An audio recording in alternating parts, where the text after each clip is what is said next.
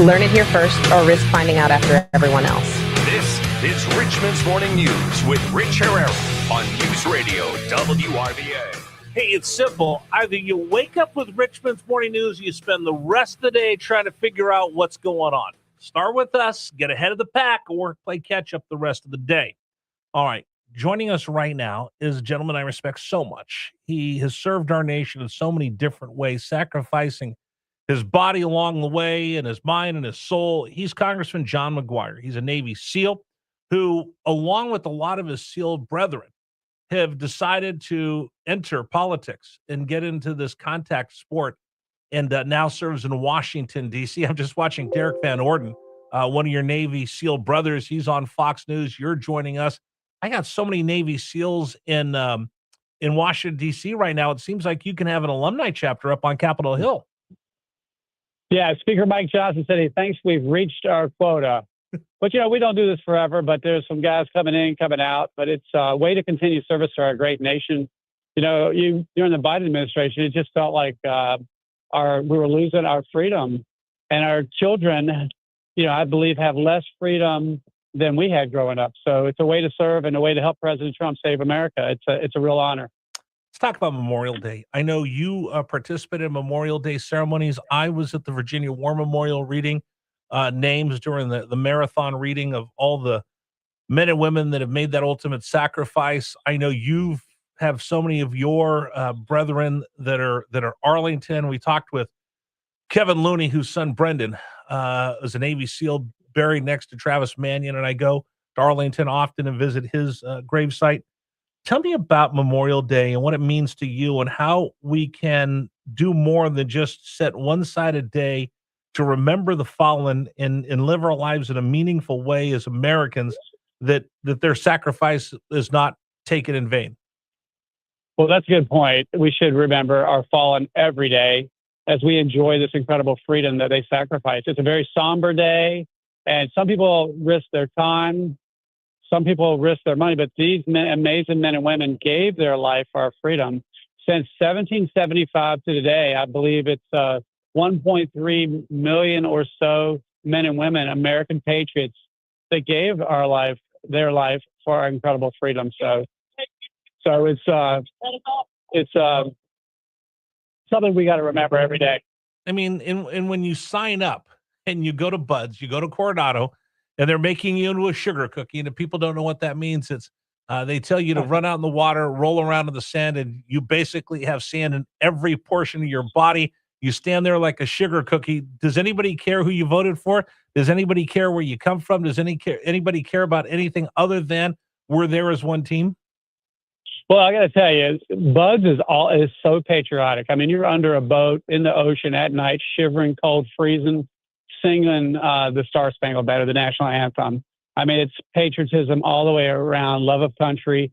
And, on the battlefield, if somebody saved your life, you wouldn't care if they were black or white or blue, male or female, Democrat, Republican, or independent. We're all Americans. And what we have to do is special operations forces are always outnumbered, always behind enemy lines, but we always win because we have to put our differences aside, treat people with respect, and work as a team. And by doing that, we oftentimes turn the impossible to the possible. And we have the most amazing military, the most amazing men and women.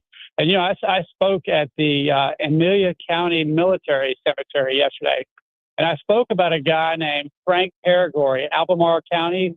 In World War II, there's only like 3 or 4 people in the history of our country that have received the Soldier's Medal, which is the highest medal you can get in peacetime, and the Medal of Honor.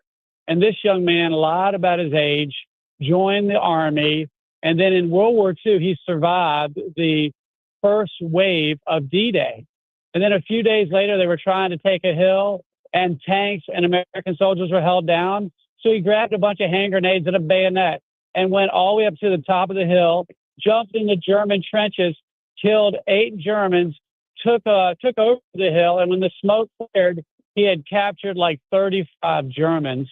But sadly, with combat, a few days later, he lost his life. But they named an Army building in Charlottesville after Frank Perigore, which a lot of people don't know. When I gave that speech, I had a whole bunch of people tell me that they knew his name for years, but they had no idea that he had won both of those medals.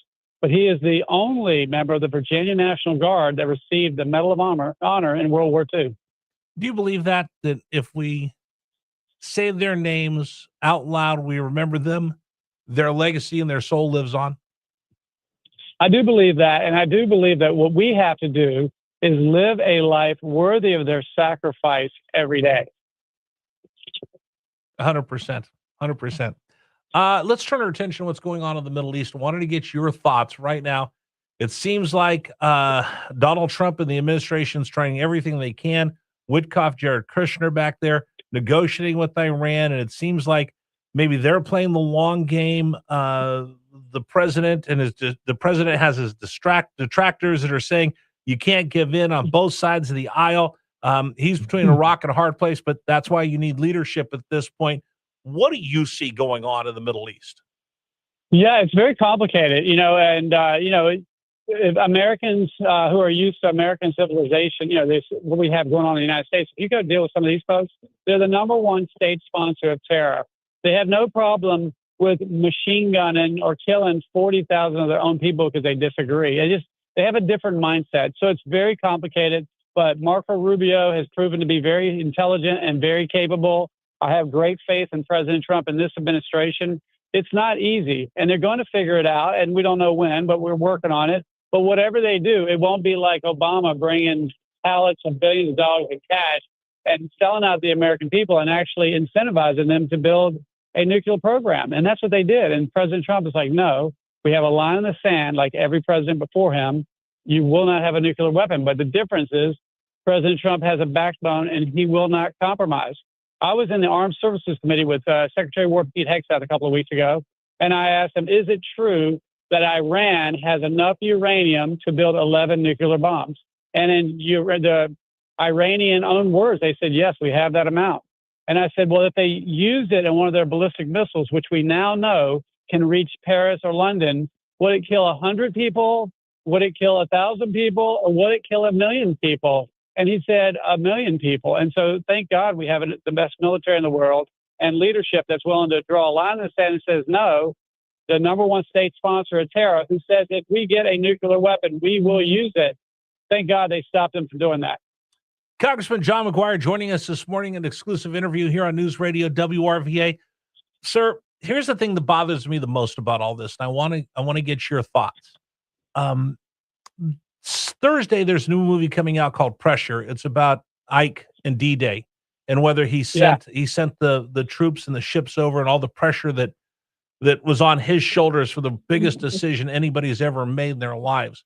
There was no guarantee that they were going to succeed. In fact, he wrote a note and was going to release it. If it failed, he was going to take the fall and be 100% responsible. I have a feeling that Americans have forgotten that war is ugly, war is messy, and there's no guarantee. It's almost like everybody thinks we're playing Call of Duty where the U.S. can just roll in there, throw out the stars and stripes, and everything's going to align perfectly. There is so much unpredictability and chaos in war, and everybody who wants, I want it done by this point, I want this done, I want that done. War doesn't work that way, and I think that we're being impatient and impractical when we're expecting this to be turned around so quickly, so neatly, with so little damage to both sides. I don't think that's realistic anymore. It's not realistic, but I can't. I mean, in a war, people are going to get hit. And considering how long we've been dealing with this conflict, you remember in World War II, within the first 6 months, we'd lost about 180,000 American soldiers. And we don't want to lose one, and we certainly honor and remember our fallen, but we've got to finish the job, and we've got to keep the world safe. So it's not fair. It's unpredictable, and you put time limits and things like that, you cause more failure and more deaths. So that's why we've got to be patient and trust that we have the best military in the world, and we're going to do the right thing. And we do. Absolutely. This is the greatest military, the strongest the world has ever seen. But I keep going back to people not understanding that Iran is not just rolling over and playing dead. Iran is going to fight back, and they're fighting back right now through the Strait of Hormuz, trying to put economic pressure on us. They're trying to to have a campaign of disinformation to make people confused of what's going on. And people are buying a lot of this nonsense that's coming out of Tehran. Yeah, that's one of the challenges of technology. It's like the communists believe if you repeat a lie long enough, it becomes the truth.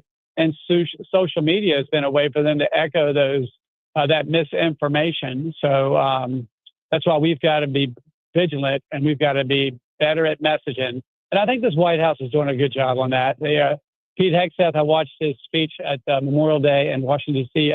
Yesterday at Arlington, just staying on message about, America, peace through strength, and the greatest country in the world, and we will defend what's behind us.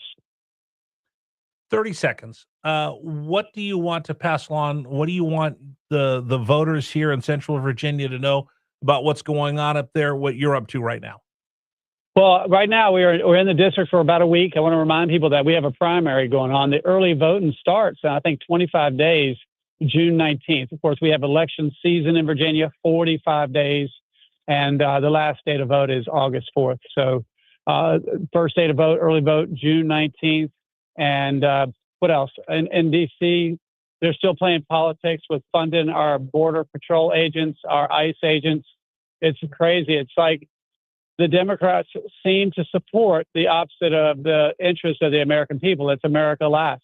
We identified a ton of fraud in Minnesota and California, and they want to go after the people that found the fraud instead of the people that committed the fraud.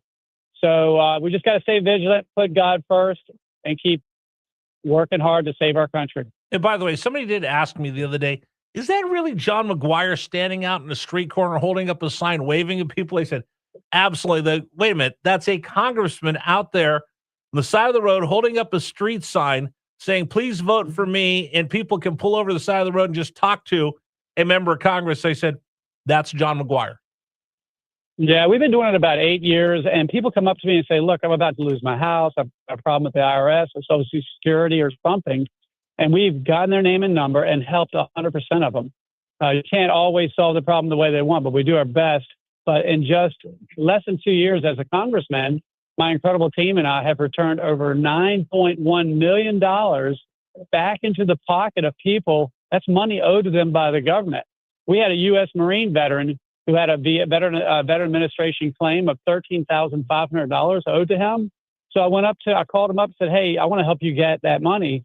And instead of saying thank you, he said, I don't think you can do it. And I said, well, why do you say that? And he said, well, the last 6 years, the last couple of congressmen didn't get it done. But we've got such an incredible team. We got him his money within 2 weeks. And for this guy's situation, that was a game changer. So you can't always help somebody, but when you can, it's pretty cool. Do not ever throw down a challenge to a Navy SEAL. I don't think you could do anything, John. We know what's going to happen when somebody throws down a challenge to you like that. The most accessible member of Congress from Central Virginia, John McGuire, has been our guest. Sir, thank you so much. Thank you for helping us remember what Memorial Day is all about, and I'll catch up with you soon.